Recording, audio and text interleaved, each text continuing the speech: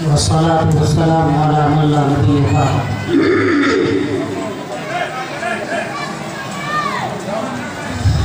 أعوذ بالله من الشيطان الرجيم. بسم الله الرحمن الرحيم. ما كان لبشر أن يؤتيه الله الكتاب والحكم والنبوة ثم يقول للناس كونوا عبادا لي من دون الله ولكن كونوا ربانيين بما كنتم تعلمون الكتاب وبما كنتم تدرسون. وقال النبي صلى الله عليه وسلم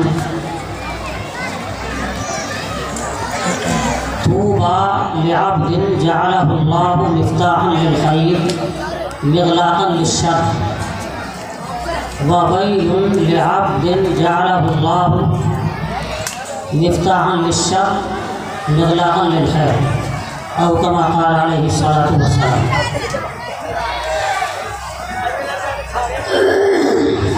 معزز علماء کرام اور برادران اسلام،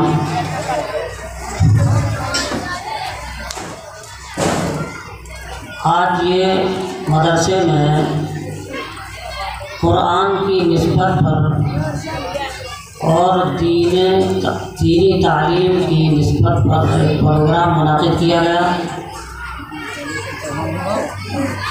اس کی مناسبت سے آپ کے مدرسے کے ذمہ دار حضرت مولانا اشرف صاحب رات ہی میرے پاس پہنچے اور اس سے کہا کہ آپ کو جلسے میں آنا ہے. میں نے کہا ٹھیک ہے حاضر ہو جاؤں گا. میں نے کہا کہ کچھ کہنا بھی ہے. میں نے کہا بھائی میں کہنا جانتا نہیں، بچوں کو درسگاہ میں تو کچھ پڑھا لیتا ہوں تھوڑا بہت، باقی تقریر کا آدمی نہیں ہے. باقی انہوں نے باہر اصرار کیا. میں نے چلو 10-5 منٹ کوئی بات ذہن میں آ جائے گی تو آپ حضرات کے سامنے عرض کر دی جائے گی. تو ایک آیت ذہن میں آئی، میں نے آپ کے سامنے پڑھی ہے، اور ایک حدیث جو پوری تو نہیں ہے، البتہ ایک حدیث کا ٹکڑا ہے جو میں نے آپ حضرات کے سامنے پڑھا. دعا فرمائیں اللہ تعالیٰ مجھے اس آیت کی روشنی میں اور اس حدیث کی روشنی میں کچھ صحیح چند باتیں عرض کرنے کی توفیق فراہم فرمائے، پھر مجھے اور آپ سب حضرات کو عمل کی توفیق فراہم فرمائے. میرے محترم بزرگوں، کہ جو میں نے آیت آپ حضرات کے سامنے پڑھی ہے، اس آیت کے پس منظر میں ایک حدیث ہے. حضرت عائشہ رضی اللہ تعالیٰ عنہ سے مروی ہے. وہ کہتی ہیں ان النبی صلی اللہ علیہ وسلم کان فی نفر من المہاجرین والانصار. حضرت عائشہ کہتی ہیں جو آپ علیہ الصلاۃ والسلام کی چہیتی بیوی ہیں کہ آپ علیہ الصلاۃ والسلام مہاجرین اور انصار کی ایک مجمع میں تشریف فرما تھے. فجاء بعیر، بس ایک اونٹ آیا، اونٹ، وسجد لہ، اور اس اونٹ نے آنے کے بعد آپ علیہ الصلاۃ والسلام کے سامنے وہ سجدہ ریز ہو گیا. جیسے سجدہ کرتے ہیں وہ گر گیا اور اپنی پیشانی اس نے زمین پر ٹیک دی. حضرت عائشہ کہتی ہیں کہ آپ علیہ الصلاۃ والسلام صحابہ مہاجرین اور انصار کے مجمع میں تھے. اونٹ آیا اور اس کو آپ علیہ السلام والسلام کے سامنے سجدہ ریز ہو گیا.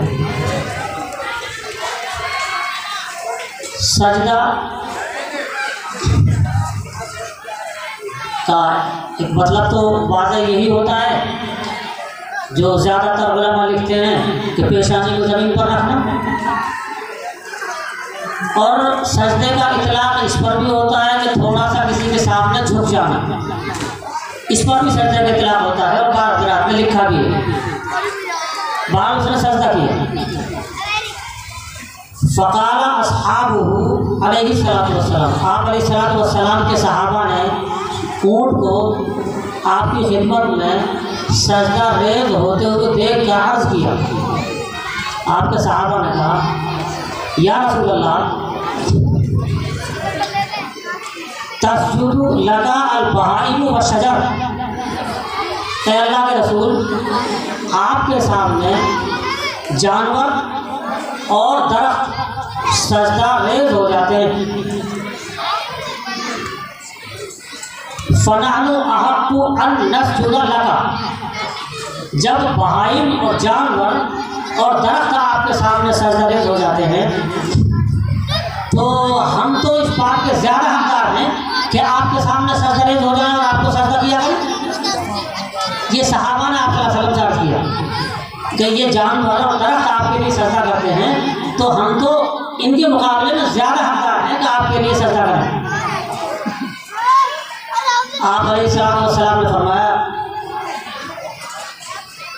اعبدوا ربکم، آپ نے فرمایا اپنے رب کی عبادت کرو، وَأَكْرِمُوا بِأَخِيكُمْ، اور اپنے بھائی کی تعظیم کرو۔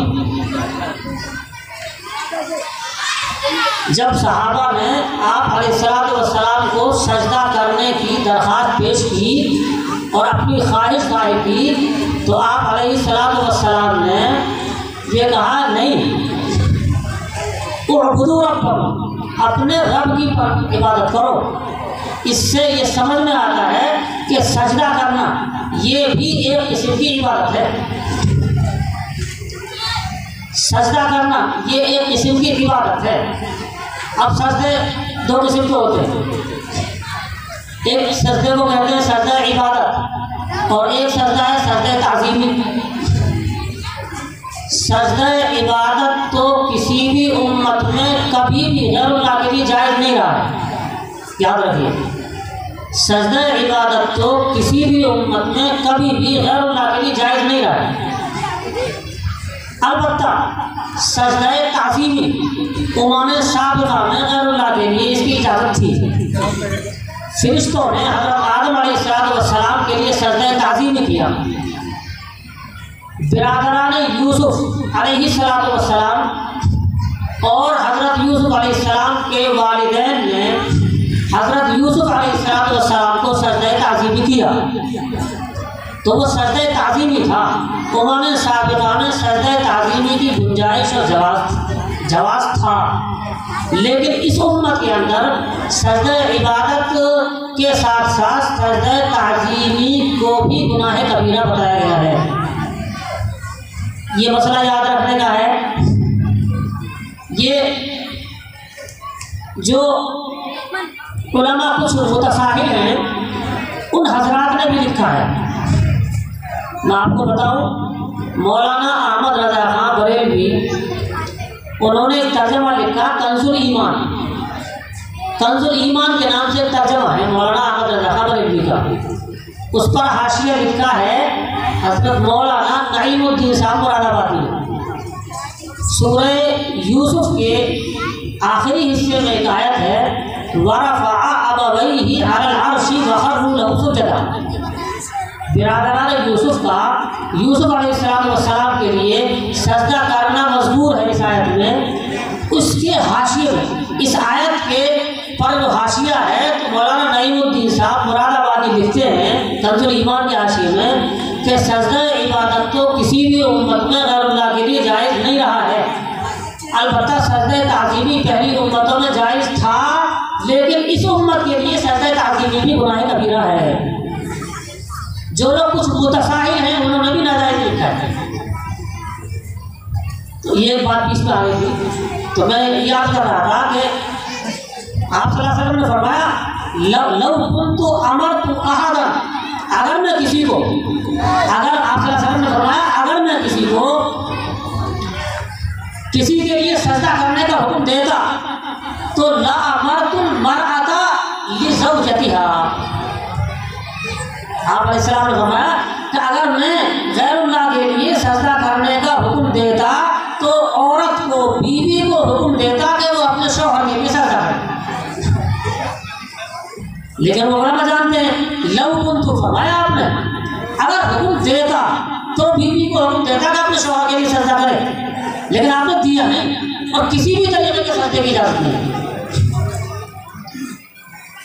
تو جب یہ صحابہ کی طرف سے اپنی خواہش کا اظہار ہوا کہ اے اللہ کے رسول، اور ایک روایت میں یہ بھی ہے کہ ہم آپس میں ایک دوسرے کو سلام کرتے ہیں، اور ہماری خواہش یہ ہے کہ آپ کے لیے تو ہم سجدہ کیا کریں، تو اس پر یہ آیت نازل ہوئی، میں نے پڑھی آپ کے سامنے، فرمایا ما کان لبشر ان یؤتیہ اللہ الکتاب والحکم والنبوۃ۔ اللہ تعالیٰ کہتے ہیں کسی بشر کے لیے ممکن نہیں ہے، ما کان لبشر، کسی بشر کے لیے، کسی انسان کے لیے ممکن نہیں ہے کہ وہ اللہ تعالیٰ اس کو تو کتاب دے، اور اللہ تعالیٰ اس کو دین کی سمجھ دے، اور اللہ تعالیٰ اس کو نبوت عطا فرمائے، ثم یقول للناس، پھر وہ لوگوں سے یہ کہے کہ کونوا عبادا لی، میرے پرستار ہو جاؤ۔ یہ کسی نبی کے لیے ممکن نہیں۔ اللہ تعالیٰ نے تو اس نبی پر اتنا بڑا انعام فرمایا کہ اس بشر پر کہ اس کو کتاب دی، کون سی کتاب؟ جس کو کتاب ہدایت کہا جاتا ہے، اس کو ہم لوگ قرآن سے تعبیر کرتے ہیں۔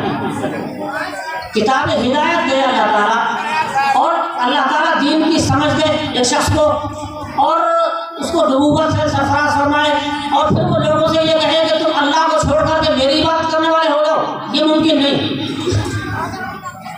گویا سجدہ کرنا غیر اللہ کے لیے، چاہے کسی بھی قسم کا سجدہ ہو، وہ گویا غیر اللہ کی عبادت کرنا ہے۔ فرمایا یہ اس کے لیے شہنشاہ نہیں۔ کیا کہے گا وہ نبی؟ ایسا نبی جس کو اللہ نے یہ نعمتیں عطا فرمائی ہیں، وہ کیا کہے گا؟ اس کے شہنشاہ کیا ہے؟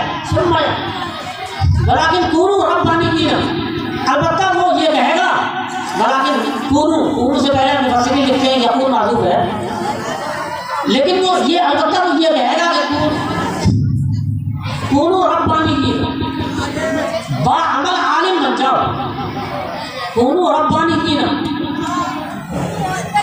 اس کی تعلیم یہ تو ہوگی، یہ نہیں ہوگی کہ اللہ کو چھوڑ کر میری بات کرو، البتہ یہ تعلیم ہوگی، ہدایت ہوگی اس کی طرف سے، کونوا ربانیین، تم باعمل عالم بن جاؤ۔ ربانیین کو اور بھی تفسیریں دی گئی ہیں، باقی میں بہت مختصر لفظوں میں آپ کو میں نے بتایا ہے، باعمل عالم بن جاؤ۔ اب باعمل عالم، باعمل عالم کس طرح بنا جائے گا؟ فرمایا بما کنتم تعلمون الکتاب وبما کنتم تدرسون۔ دنیا دارالاسباب، دنیا دارالاسباب ہے۔ اللہ تعالیٰ کی قدرت میں تو سب کچھ ہے، لیکن اللہ کی عادت ہوتی ہے، ایک اللہ کی قدرت ہوتی ہے۔ اللہ کی قدرت تو یہ بھی ہے کہ بغیر پانی پیے آدمی کا پیاس بچائے، پیاس لگ رہی ہے ایک آدمی کو، اللہ کی قدرت اللہ چاہے کہ بغیر پانی پیے اس کی پیاس بجھا سکتا ہے۔ اللہ کی قدرت تو یہ بھی ہے کہ بغیر کھانا کھائے پیٹ بھر سکتا ہے۔ اللہ کی قدرت تو یہ بھی ہے کہ مرد اور عورت کے اختلاط کے بغیر بچہ پیدا کر دے، کیا حضرت آدم علیہ السلام کو۔ اللہ کی قدرت تو یہ بھی ہے کہ وہ بغیر عورت کے بچہ پیدا کر دے، کیا حضرت حوا کو آدم علیہ السلام سے۔ اللہ کی قدرت تو یہ بھی ہے کہ تنہا عورت سے بچہ پیدا کر دے بغیر باپ کے، عیسیٰ علیہ السلام کو کیا صرف حضرت مریم سے۔ تو ایک تو ہے اللہ کی قدرت، اور ایک ہے اللہ کی عادت۔ اللہ کی عادت یہ ہے کہ دنیا میں ہر چیز کو کسی نہ کسی سبب کے ساتھ وابستہ کیا ہے۔ پیاس بجھانی ہے اس کے لیے پانی پینا پڑتا ہے، کھانا کھانا ہے تو اس کے لیے پیٹ بھرنا ہے تو کھانا کھانا پڑتا ہے، کوئی اور کام کرنا ہے اس کے لیے کوئی نہ کوئی سبب بہرحال تلاش کرنا پڑتا ہے۔ اللہ تعالیٰ نے فرمایا ولیکن کونوا ربانیین، باعمل عالم بن جاؤ۔ اب اس کا سبب کیا ہوگا، کیا طریقہ ہوگا، کس چیز کے ذریعے باعمل عالم بن سکتے ہیں؟ فرمایا تعلیم کتاب اللہ اور درس کتاب اللہ کے ذریعے بنو گے۔ اللہ کی کتاب کو ایک دوسرے کو سکھاؤ اور اللہ کی کتاب کو سیکھو، تو اللہ کی کتاب کو سکھانے اور اللہ کی کتاب کو سیکھنے کے نتیجے میں ربانی باعمل عالم بننے کا وجود ہو جائے گا۔ یہ جو مدرسہ ہے، اس کے علاوہ جتنے مدارس ہیں، کیا پڑھایا جا رہا ہے اس میں سب جانتے ہیں کہ سب اللہ کی کتاب پڑھائی جاتی ہے، اسی اللہ کی کتاب کو قرآن کہا جاتا ہے۔ مقصد مقصد کیا ہے؟ اللہ کی کتاب کو پڑھانے اور اللہ کی کتاب کو پڑھنے کا جو نتیجہ سامنے آئے گا وہ باعمل عالم بننے کی شکل میں ظاہر ہوگا۔ اور وہ کتاب اللہ ہے کیا؟ اللہ تعالیٰ نے جو کتاب قرآن نازل فرمایا ہے یہ تاریکی سے اور اندھیرے سے گمراہیوں سے نکال کر روشنی کی طرف لانے کے لیے نازل فرمایا ہے۔ کتاب انزلنا ہو گئی یہ تو الناس من الظلمات الی النور۔ اللہ کہتا ہے ہم نے یہ کتاب اس لیے نازل کی ہے تو لوگوں کو تاریکیوں سے اور گمراہیوں سے نکال کر روشنی اسلام کی طرف پہنچایا۔ ایک تو یہ چیز میں نے آیت آپ کے سامنے پڑھی ہے، اس آیت سے اشارہ معلوم ہو رہا ہے کہ کتاب اللہ کو سیکھنے اور سکھانے کے نتیجے میں ربانی اور باعمل عالم بننے کا وجود ہوتا ہے۔ اور کتاب اللہ کو جس جگہ پڑھایا جاتا ہے، جس جگہ کتاب اللہ کو پڑھایا جاتا ہے اسے کہتے ہیں مدرسہ، عربی کا لفظ ہے، اب اردو میں بولا جاتا ہے۔ درس کتاب میں آیا بنا تم تدرسون، کتاب اللہ کو پڑھنا، اس کے نتیجے میں آدمی باعمل عالم بنے گا۔ اب کتاب اللہ کو کس جگہ پڑھایا جاتا ہے؟ مدرسے میں پڑھایا جاتا ہے، اسی کو کہتے ہیں مدرسہ۔ تب جتنے بھی مدارس ہیں اسلامیہ ان سب میں اللہ کی کتاب پڑھائی جاتی ہے اور اس کتاب اللہ کو پڑھنے اور پڑھانے کے نتیجے میں آدمی باعمل عالم بنتا ہے۔ اور باعمل عالم بننے کے بعد میں جو فضائل احادیث میں اور قرآن کریم میں علماء کے بیان فرمائے گئے ہیں آدمی ان کا بھی اصلاح کر جاتا ہے۔ ایک تو یہ میں نے آیت پڑھی، ایک حدیث پڑھی تھی میں نے آپ حضرات کے سامنے، اس کا ترجمہ اور پڑھ دوں۔ اللہ کے نبی صلی اللہ علیہ وسلم نے ایک آدمی کو تو دعا دی ہے اور ایک آدمی کو بد دعا دی ہے۔ طوبیٰ لعبد جعلہ اللہ مفتاحا للخیر مغلاقا للشر۔ خوشخبری ہو، اچھی حالت ہو، اپنے تمام مقاصد میں کامیابی سے سرفراز ہو۔ کون؟ خوشخبری ہو، اچھی حالت ہو ایسے بندے کے لیے جس کو اللہ تعالیٰ نے خیر کی چابی بنایا ہے۔ خوشخبری ہو ایسے بندے کے لیے جس کو اللہ تعالیٰ نے خیر کی، بھلے کاموں کی، نیک کاموں کی چابی بنایا ہے اور برے کاموں کی بندش کا ذریعہ بنایا ہے۔ خیر، نیک کام، نیک کاموں میں قرآن سے بہتر کون سا خیر کام ہوگا؟ جو اللہ کا کلام ہے۔